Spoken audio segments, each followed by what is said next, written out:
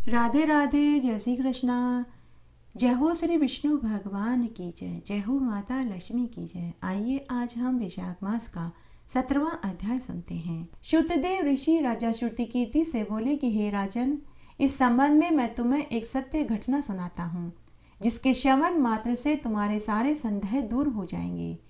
एक बार वाराणसी के एक छोटे से गांव में एक मेघावी नाम का ब्राह्मण अपने बच्चों के साथ रहता था।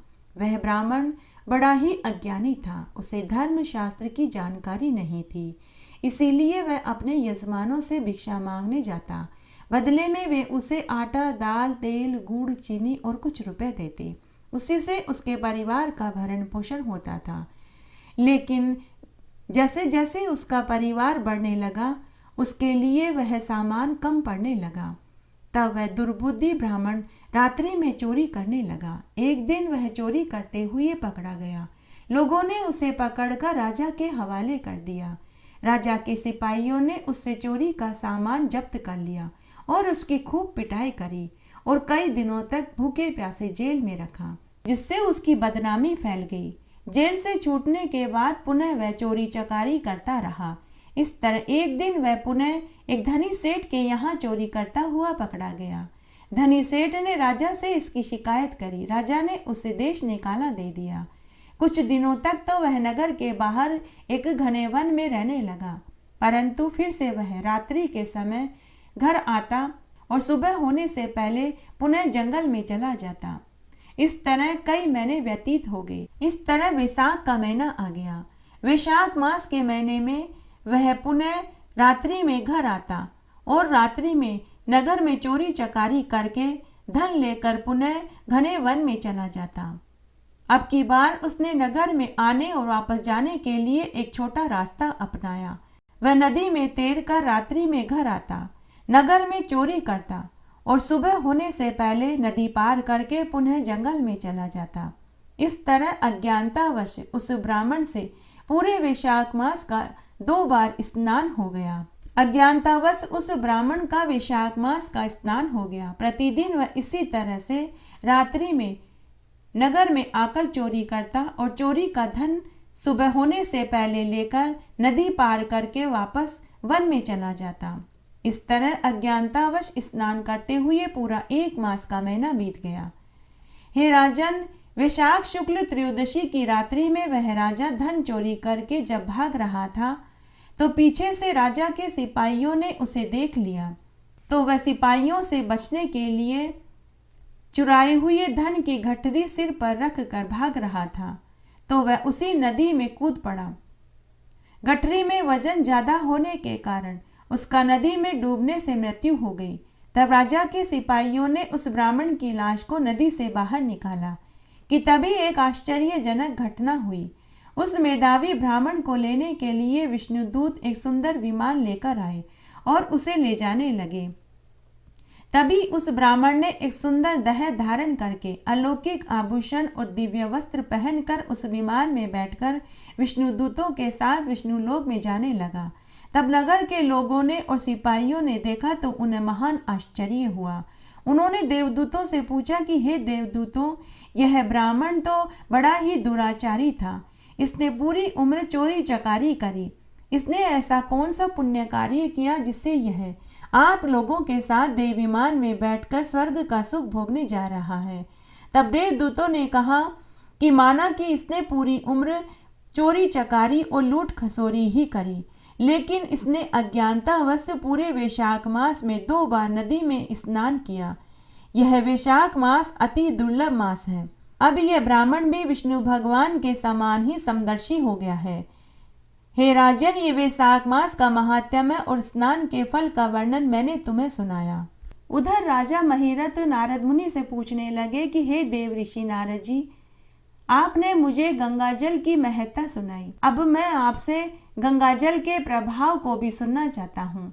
कृपया करके मुझे गंगाजल के स्नान और उसके प्रभाव का महात्म्य सुनाइए। तब नारद मुनि बोले कि हे राजन, अब मैं तुम्हें गंगाजल के स्पर्श और स्नान के महात्म्य को सुनाता हूँ, तुम ध्यान से सुनो। भागीरथ के वंश में सोदास नाम का एक राजा था, जिसका पुत्र मित्रसह था। वह वशिष्ठ जी के शाप से राक्षस हो गया, परंतु गंगा जल के प्रभाव से परम पद को प्राप्त हुआ। तब राजा बोले कि हे नारद जी, वशिष्ठ जी ने किस कारण उसको शाप दिया? तब नारद मुनि बोले कि अत्यंत धर्मज्ञ सौदास राजा शिकार खेलने के लिए एक दिन घने वन में गया। राजा ने वन में अनेक मृगों को मारा। फिर राजा धूप में भूख और प्यास से दुखी रेवा नदी के तट पर आया। उसका पुत्र मित्र सह नित्य नियम करता था।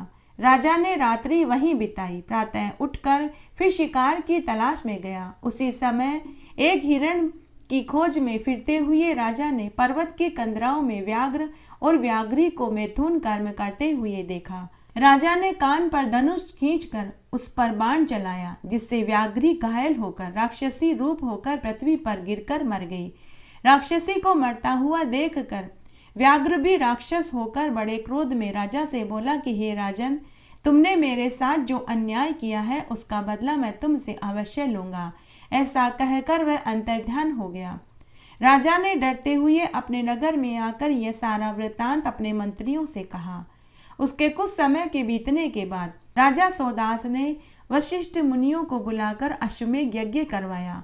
वशिष्ठ मुनि ने विधिवत ब्रह्मा आदि देवताओं को हवि देकर यज्ञ को समाप्त किया और स्नान करने के लिए नदी पर चले गए। इतने में वही राक्षस जिसकी राक्षसी को राजा ने मैथुन कर्म करते हुए मारा था, क्रोधित होकर अपना बदला लेने के लिए वहां आ गया और गुरु वशिष्ठ को स्नान करने के लिए जाता हुआ देखकर उन्हीं का रूप धारण करके पुनः राजा के पास आया और बोला कि हे राजन, जब तक हम नदी से स्नान करके आए तुम हमारे लिए मांस बनाओ। फिर वही राक्षस राजा की रसोई में रसोइये का रूप धारण करके चला गया और उसने मनुष्य का मांस बना करके सोने की थाल में जमा करके रख दिया और फिर वहां से अंतर्ध्यान हो गया। राजा ने गुरु वशिष्ठ के स्नान करके वापस आने पर सोने के थाल में रखा हुआ मनुष्य का मांस गुरु वशिष्ठ के सामने रख दिया। गुरु वशिष्ठ ने अपनी ज्ञान दृष्टि से पता लगा लिया कि यह मांस मनुष्य का मांस है। तो गुरु वशिष्ठ क्रोधित होकर राजा को शाप देते हुए बोले कि हे राजा, तुमने हमें मनुष्य का मांस खिलाने की चेष्टा करी, इसलिए मैं तुम्हें शाप देता हूँ कि तुम भी राक्षस हो जाओ। राजा ने कहा कि हे मुनिवर, मैंने तो आपकी ही आज्ञा का पालन किया है। तब वशिष्ठ जी ने पुनः अपनी ज्ञान दृष्टि से राजा को राक्षस से चले जाने वाला सारा वृतांत पता लगा लिया। थोड़ी देर के बाद मुनि वशिष्ठ ने राजा को पूरी बात बताई। पूरी सच्चाई सुनने के बाद राजा क्रोधित होकर वशिष्ठ मुनि से बोले कि आपने मुझे बेवजह ही शाप दे दिया।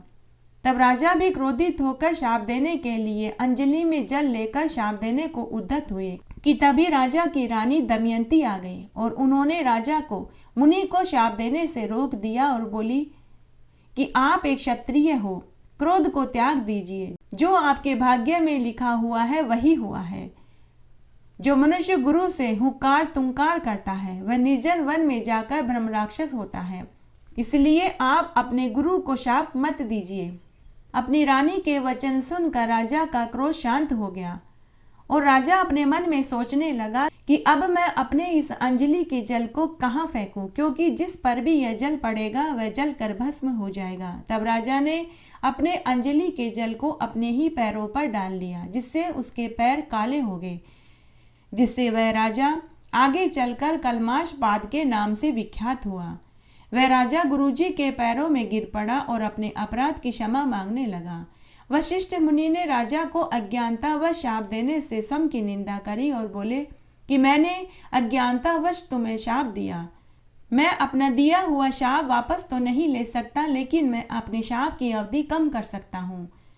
तब मुनि वशिष्ठ ने राजा से कहा कि अब यह शाप केवल तुम्हारे 12 वर्ष तक रहेगा। इसके पश्चात तुम गंगा जल के प्रभाव से अपने असली रूप को प्राप्त हो जाओगे।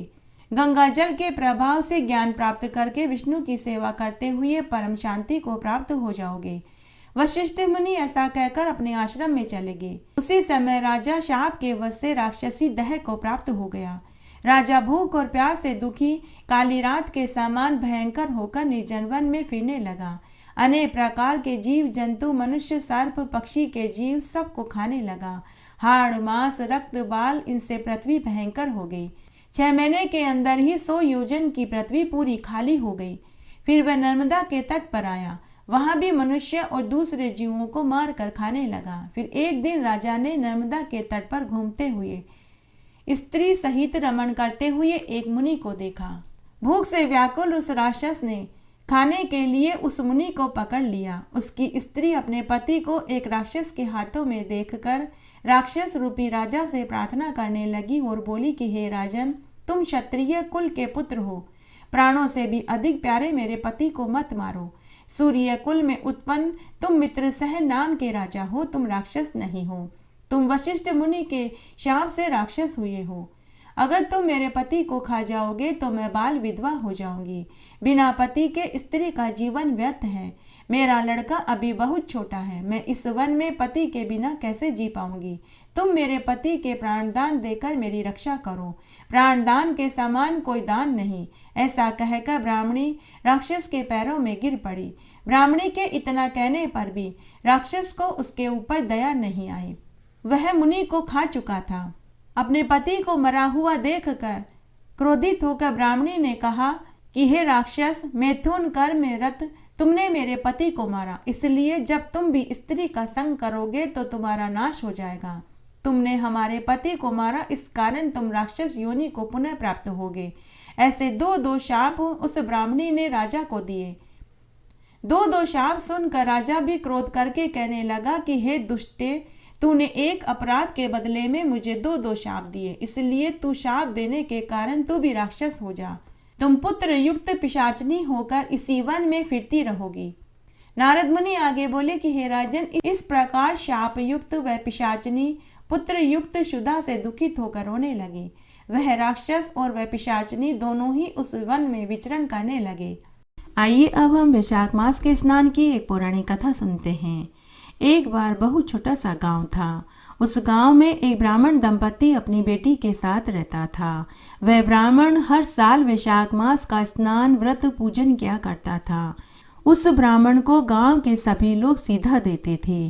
सीधे में आटा, तेल, गुड़, घी, चीनी इत्यादि देते थे।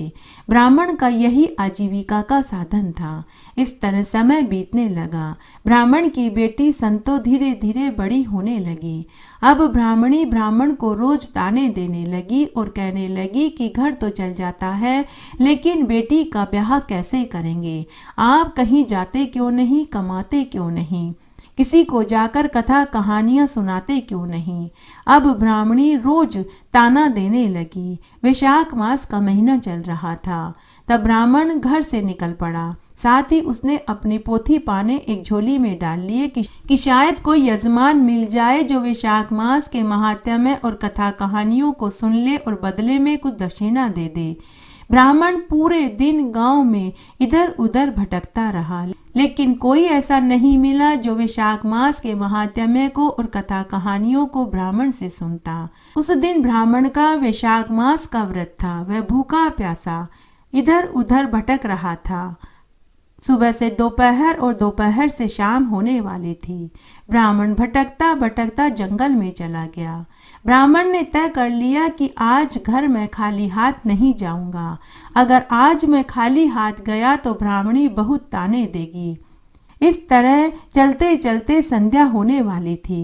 ब्राह्मण जंगल में पीपल के पेड़ के नीचे जाकर के बैठ गया। उसने अपनी पोथी पानी निकाली और जोर जोर से वैशाख मास के महात्म्य को सुनाने लगा। ब्राह्मण को पूर्ण विश्वास था कि वैशाख मास का महात्म्य पूरा होते होते कोई न कोई इधर से गुजरेगा और उसको दान दक्षिणा देगा। लेकिन वैशाख मास की कथा पूरी हो गई, कोई नहीं आया। ब्राह्मण दुखी हो गया। रह रह कर ब्राह्मण को अपनी पत्नी के कटु वचन याद आने लगे। वह मन ही मन सोचने लगा कि अगर आज मैं खाली हाथ घर गया तो ब्राह्मणी खूब जली कटी सुनाएगी। ब्राह्मण के आंखों में से आंसू निकलने लगे। तभी पीपल के पेड़ में से विष्णु भगवान प्रकट हुए और ब्राह्मण से कहा कि अरे ब्राह्मण, आंखें खोल। ब्राह्मण ने आंखें खोली तो उसने देखा कि शंख, चक्र, पद्म, गदाधारी, गले में वैजयंती माला, पीले वस्त्र पहने हुए भगवान विष्णु खड़े थे। ब्राह्मण भगवान के चरणों में गिर पड़ा। तब भगवान विष्णु ने ब्राह्मण से कहा कि अरे ब्राह्मण, तू घर जा, तेरी गरीबी बहुत जल्द दूर हो जाएगी। तभी भगवान विष्णु की माया से वहां एक बहुत सुंदर गाय और बछड़ा प्रकट हो गए। भगवान विष्णु ने ब्राह्मण से कहा कि हे ब्राह्मण देव, ये गाय और बछड़ा तुम घर ले जाओ। यह रोज तुम्हें दूध देगी और साथ ही गोबर में एक सोने की मोहर भी देगी। इससे तेरी गरीबी दूर हो जाएगी। ब्राह्मण यह सुनकर बहुत खुश हुआ। ब्राह्मण ने आंखें बंद करके भगवान से धन्यवाद कहा। तभी भगवान अंतर्ध्यान हो गए। ब्राह्मण खुशी खुशी गाय और बछड़े को लेकर घर आ गया। ब्राह्मण ने आकर अपनी पत्नी और बेटी को पूरी बात बताई। अब ब्राह्मण परिवार गाय और बछड़े की सेवा करने लगे। कुछ ही दिनों में ब्राह्मण की गरीबी दूर हो गई। उसके बाद ब्राह्मण ने धूमधाम से अपनी बेटी का विवाह कर दिया। सगे संबंधी, परिवार वाले, गांव वाले सभी ने ब्राह्मण की खूब बड़ाई करी। धीरे धीरे पूरे गांव में यह खबर आग की तरह फैल गई कि ब्राह्मण की गाय गोबर में एक सोने की मोहर देती है। जब यह खबर राजा तक पहुंची तो कुछ ईर्ष्यालु लोगों ने राजा से उस ब्राह्मण की शिकायत कर दी कि हे महाराज, हमारे गांव में एक ब्राह्मण है। उसके पास एक ऐसी गाय है जो गोबर में सोने की मोहर देती है। वह गाय तो आपके राजमहल में होनी चाहिए। यह सुनते ही राजा ने गाय महल में लाने का आदेश दे दिया। राजा के पहरेदार ब्राह्मण से गाय महल में ले आए। बेचारे ब्राह्मण दंपति कुछ नहीं बोले। जैसे ही वह गाय महल में गई तो राजा ने उसे महल के भीतर बांधने का आदेश दे दिया। वह राजा भी विष्णु भगवान का परम भक्त था। उसी रात्रि को भगवान विष्णु ने राजा को स्वप्न में दर्शन देकर कहा कि हे राजन, जो गाय तुमने ब्राह्मण से ली है वह उसे वापस दे दो। साथ ही उसे खूब सारा धन भी दो। यह गाय मैंने ही ब्राह्मण को दी है। वह ब्राह्मण हर साल वैशाख मास का स्नान और व्रत करता है और साथ ही बड़ पीपल, आंकड़े और तुलसी जी के पौधे को सींचता है। सूर्य नारायण भगवान को अर्घ्य देता है। दूसरे दिन राजा जब सोकर उठे तो उसे अपने स्वप्न वाली बात याद आई। राजा ने अपने स्वप्न वाली बात सबको बताई। तब एक समझदार मंत्री ने राजा से कहा कि हे महाराज, उस ब्राह्मण को भगवान विष्णु ने वैशाख मास के स्नान के पुण्य फल में वह गाय और बछड़ा दी थी, इसलिए हमें वह गाय लौटा देनी चाहिए। तब राजा ने ब्राह्मण को महल में बुलाया और उसे पूरे सम्मान के साथ वह गाय लौटा दी और साथ ही उसे खूब सारा धन भी दिया।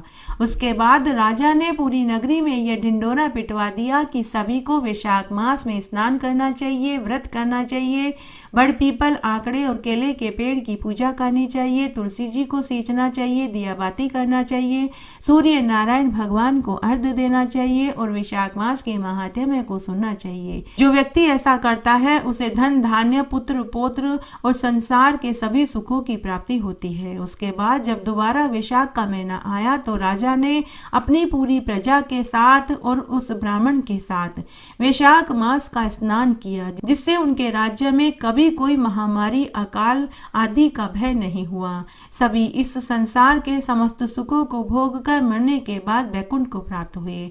घटती हो तो पूरी हो तो परवान चढ़े, भूले बिसरे नाम तेरे भंडार में भरे। एकादशी के दिन तुलसी के महात्म्य को सुनने का महान फल प्राप्त होता है। आइए अब हम एकादशी के दिन तुलसी महात्म्य को सुनते हैं। मणि, रत्न, सोना, चांदी से भगवान विष्णु को इतनी प्रसन्नता नहीं होती जितने की तुलसी पत्र के चढ़ाने से ही मिल जाती है। जो व्यक्ति एकादशी के दिन भगवान का पूजन तुलसी पत्र से करते हैं तो उन्हें दोबारा गर्भ की पीड़ा का दुख नहीं उठाना पड़ता। जो तुलसी को गमले में रोपता है, जिनके घर के आंगन में तुलसी है, तो उन्हें मरते समय यमराज के नहीं बल्कि भगवान विष्णु के दर्शन होते हैं। उन्हें मरने पर सीधे स्वर्ग का सुख मिलता है। वे श्वेत द्वीप में मरने के बाद चिरकाल तक आनंद सुख पाते हैं। एकादशी के दिन तुलसी का दान स्वर्ण के दान की 16वीं कला के बराबर भी नहीं बताया गया। जिन्होंने पूरे वैशाख मास में तुलसी पत्र से भगवान विष्णु का पूजन किया है, उनके पाप यमराज अपने लेखों से सब मिटा देते हैं। एकादशी के दिन भगवान विष्णु का तुलसी से पूजन करते हैं, उन्हें इस लोक में और मरने के बाद परलोक में धन, पुत्र, यश सबकी प्राप्ति होती है। जिसने अपने जीवन में तुलसी को नहीं सींचा, तुलसी का दर्शन नहीं किया, उसका मनुष्य जीवन धिक्कार है। वैशाख मास की एकादशी के दिन जो विष्णु भगवान का पूजन तुलसी पत्र से करते हैं, अगर कोई अन्य व्यक्ति उन्हें इस तरह पूजन करते हुए देख भी ले तो मात्र देखने से ही वह मनुष्य ब्रह्महत्या के पाप दोष से छूट जाता है। वैशाख मास में तुलसी का पूजन करने वाले को भी अगर कोई अन्य व्यक्ति देख ले तो उसके देखने मात्र से ही उसके 7 जन्मों के पापों का क्षय हो जाता है। भगवान विष्णु के पूजन में बासी पुष्प बासी जल निषेध है, लेकिन तुलसी निषेध नहीं है। भगवान पर चढ़ाई तुलसी दोबारा धोकर काम में ली जा सकती है। जो वैशाख मास में तुलसी पत्र से एक बार भी विष्णु भगवान का पूजन कर लेते हैं वे 7 जन्म की दरिद्रता से छूट जाते हैं। श्वेत तुलसी कृष्ण तुलसी दोनों ही विष्णु भगवान को प्रिय है। जैसे कृष्ण पक्ष की एकादशी और शुक्ल पक्ष की एकादशी भगवान को प्रिय है। जो मनुष्य कृष्ण तुलसी से भगवान कृष्ण का पूजन करते हैं वे मरने के बाद गोलोक को प्राप्त होते हैं। धूप दान का महात्म्य। एकादशी के दिन अगर कपूर चंदन सुगंधित धूप से विष्णु भगवान को धूप देते हैं तो उनके 100 कुलों का उद्धार हो जाता है। जो विष्णु भगवान के आगे एकादशी के दिन धूप से धूपित करता है उसे कभी नरक का दुख नहीं देखना पड़ता। जो मनुष्य गूगल और शक्कर मिलाकर धूप देता है उसकी सभी इच्छाएं भगवान विष्णु पूरी कर देते हैं। गूगल से धूप देने पर सभी अनिष्टों का नाश हो जाता है और धूप से घर पवित्र हो जाता है। लोबान का धूप देने से नकारात्मक ऊर्जा खत्म हो जाती है। इलायची गूगल कूट राल हड पुष्प लोबान कूट सेला छंड ये दशांश धूप कहलाते हैं जो भगवान विष्णु को अत्यंत प्रिय है। एकादशी के दिन दशांश धूप देने से दुर्लभ से दुर्लभ कामनाएं भगवान विष्णु मनुष्य की पूरी कर देते हैं। उन्हें आयु यश कीर्ति पुत्र पौत्र धन संपत्ति स्त्री सुख भगवत भक्ति मिल जाती है। नागरमोता का धूप एकादशी के दिन देने से वह व्यक्ति परिवार का प्रिय बन जाता है। समस्त पापों से मुक्त होकर इहलोक में समस्त सुख और मरने पर परलोक में आनंद सुख पाता है। जो व्यक्ति दिए हुए धूप की भस्मी को अपने सिर पर और शरीर पर लगाता है तो वह स्वस्थ निरोगी कंचन जैसी काया वाला हो जाता है। वह भूमि स्वर्ग का सुख भोगता है और उसे कोई रोग दोष भय भी नहीं सताता। दीपदान। एकादशी के दिन दीपदान के महात्म्य सुनने का बहुत पुण्यफल मिलता है। वैशाख मास में दीपदान करने वाला मरने के बाद वैकुंठ लोक को जाता है, इसमें कोई संदेह नहीं है। जो व्यक्ति घी से बनी हुई बत्ती का एकादशी के दिन भगवान विष्णु की आरती करता है वह कोटि वर्ष पर्यंत तक स्वर्ग में आनंद सुख भोगता है। जो वैशाख मास में भगवान विष्णु के सामने दोनों समय आरती करता है उसके 7 जन्मों के पापों का क्षय उसी क्षण हो जाता है और मरने के बाद विष्णु लोक के सायुज्य लोक को पाता है। पंच देवताओं के आगे कपूर धूप दीप जल लेकर आरती करता है अश्वमेध यज्ञ के फल को पाता है। जो व्यक्ति वैशाख मास में देव वृक्षों के नीचे देव मंदिरों में ब्राह्मण के घर के चबूतरे पर चौराहे पर संध्या के समय 14 दीपकों का दीप दान करते हैं वे पुत्र पौत्र धन संपत्ति से युक्त होकर परिवार का सुख भोगते हैं। उनके सभी कार्य भगवान विष्णु सिद्ध कर देते हैं।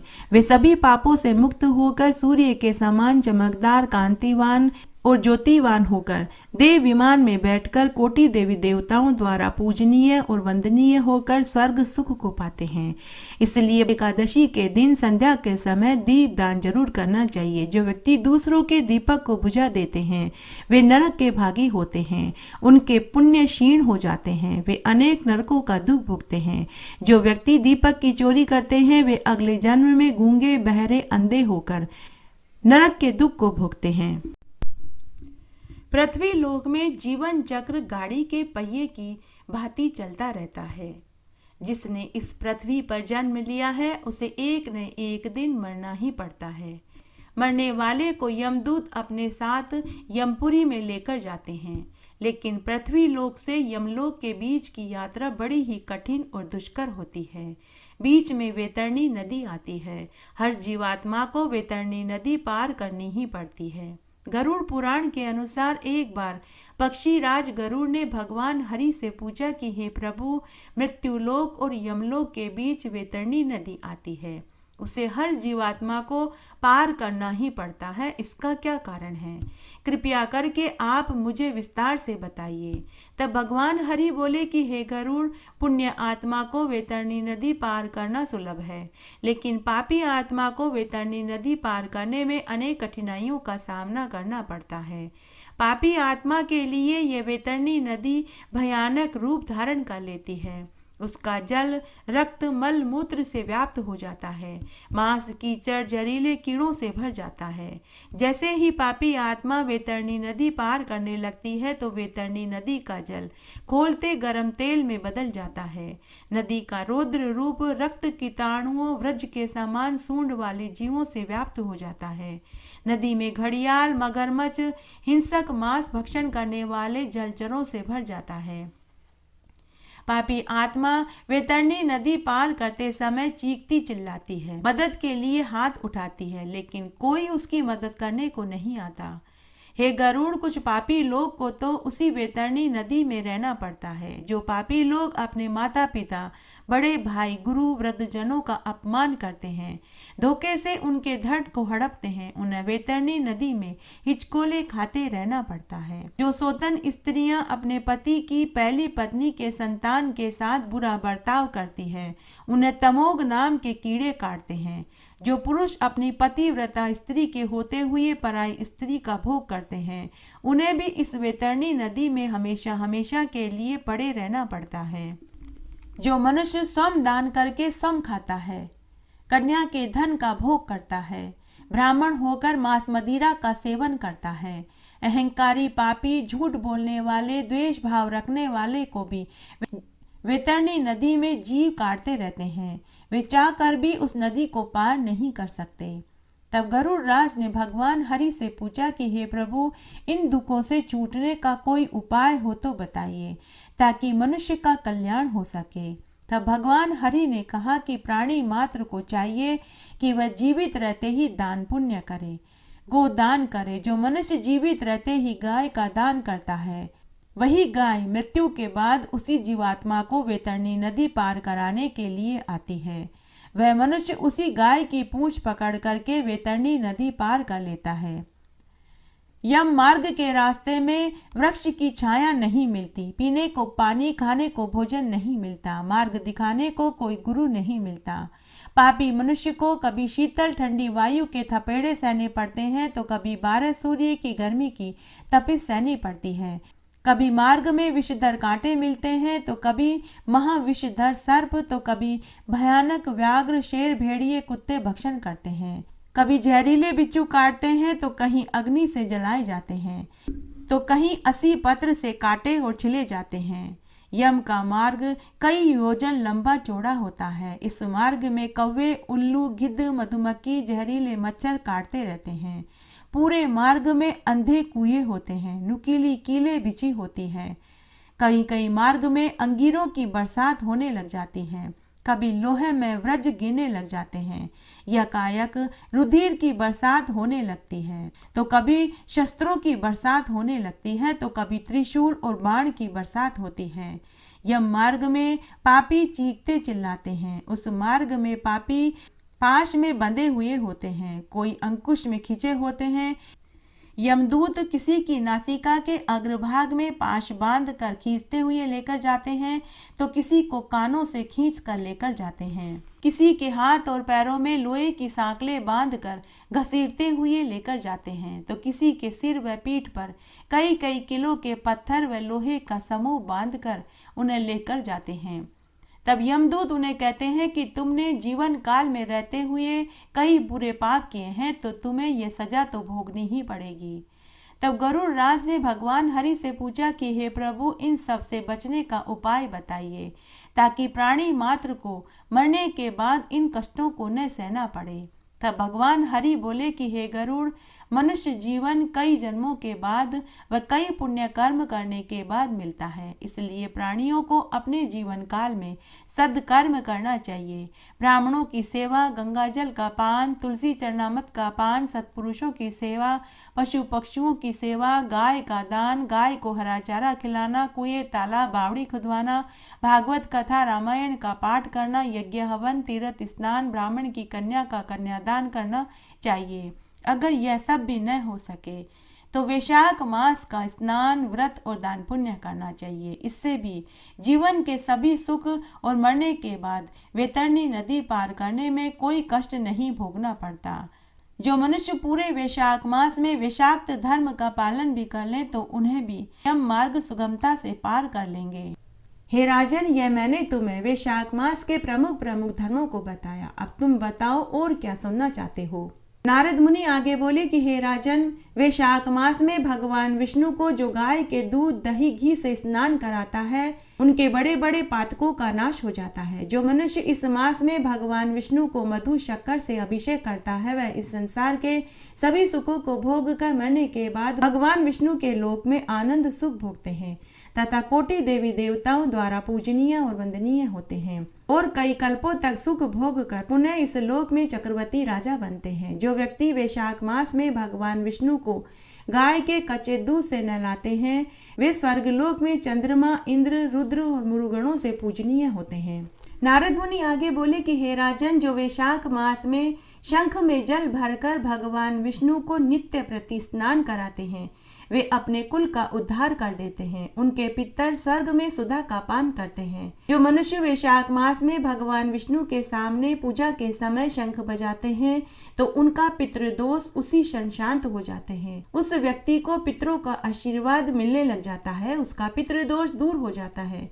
जो शंख में जल भरकर चंदन से तिलक करके पीले लाल पुष्पों की माला भगवान विष्णु को चढ़ाते हैं, धूप दीप और गाय के घी का दीपक जलाते हैं, आरती करते हैं, विष्णु मंत्रों का जाप करते हैं, वे समस्त पापों से छूट जाते हैं। वैशाख मास में तीर्थों में जाकर स्नान करने, व्रत उपवास करने, दान पुण्य करने से मनुष्य के अगले पिछले 7 जन्मों के पाप धुल जाते हैं। वैशाख मास में काले तिल का दान करने से ब्रह्महत्या जैसे पाप धुल जाते हैं। इस मास में पवित्र नदियों में जाकर तिल से पितरों का तर्पण करने से पितृदोष से मुक्ति मिल जाती है।